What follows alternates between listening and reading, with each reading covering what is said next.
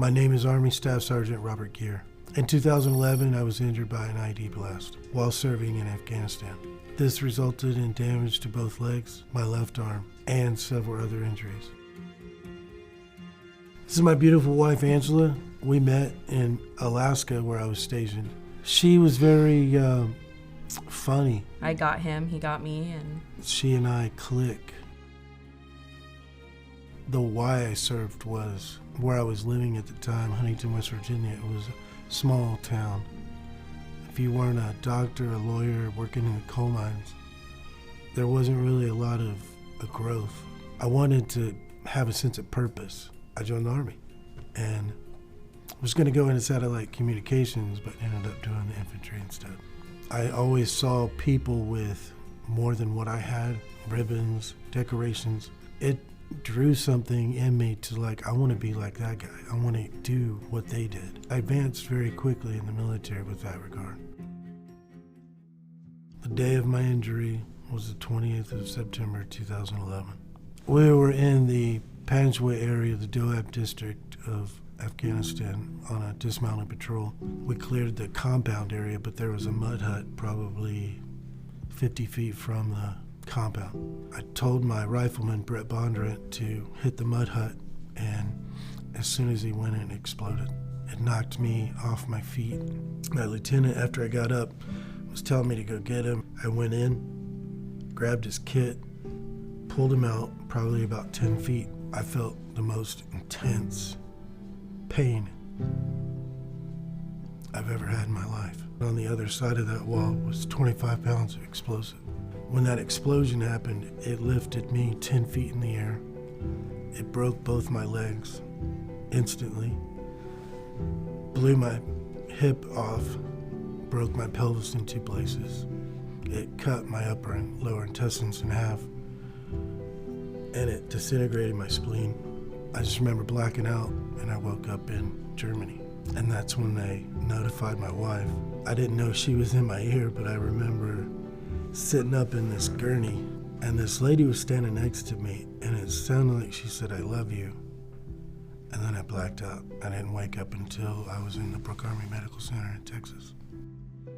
It was a mental struggle for sure. I was very athletic. I was in shape. I remember we were released and I needed to take a shower. Took my shower, came around, and I looked in this big mirror, and I just started bawling. We live in Spokane Valley, Washington right now. We rent a little 3-bedroom duplex. The bathroom is probably the most challenging. As of right now, there's no grab bars. He likes to take baths for his injuries. He's unable to really do that because the bath is so small. The bedrooms are really small. You have a little walkway around your bed. With my pelvis, it never got fixed because I was suffering so many other injuries that they felt it was easier just to leave it alone. No matter what I do, putting on pants, shoes, shirts, I have a stability issue. So room is a big thing for me, because if it's easier for me to get around with a cane or walking, then it helps. And the home itself, it doesn't provide that room. I found out about Homes for Our Troops through Brett Bondurant. I was a little skeptical. I was like, there's no way they're just gonna give you a home to live in. And then Brett Bondurant and his wife had received their home. I was like, all right, babe, let's do this. Let's get on it. I can honestly tell you the game changer for me is the hot tub. With my tissue loss, with my nerve damage, it makes that pain go away. That will be where I will be a lot of my time. Just call, I'm in the tub. Just, hey, run out to the store, let me get out of the tub. The bigger doors, the bigger room. It's the little things that help in my daily life that you can't get anywhere else other than this organization. Knowing that he's happy, and if I leave and I go to my work for the day, he's home and he's safe and he's happy and he's content. Homes for Our Troops is an organization that truly cares about giving back to those who have been injured. It's an organization that treats you like family, is very welcoming, and is willing to accept you as you are. I talked to several of the key board members, and I can't thank them enough.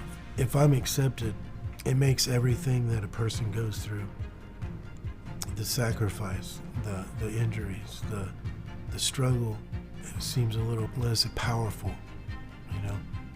The struggles are a little less, and you can make it through the day a little bit longer. To all those donors and supporters, you are making soldiers who have been injured more empowered in their lives.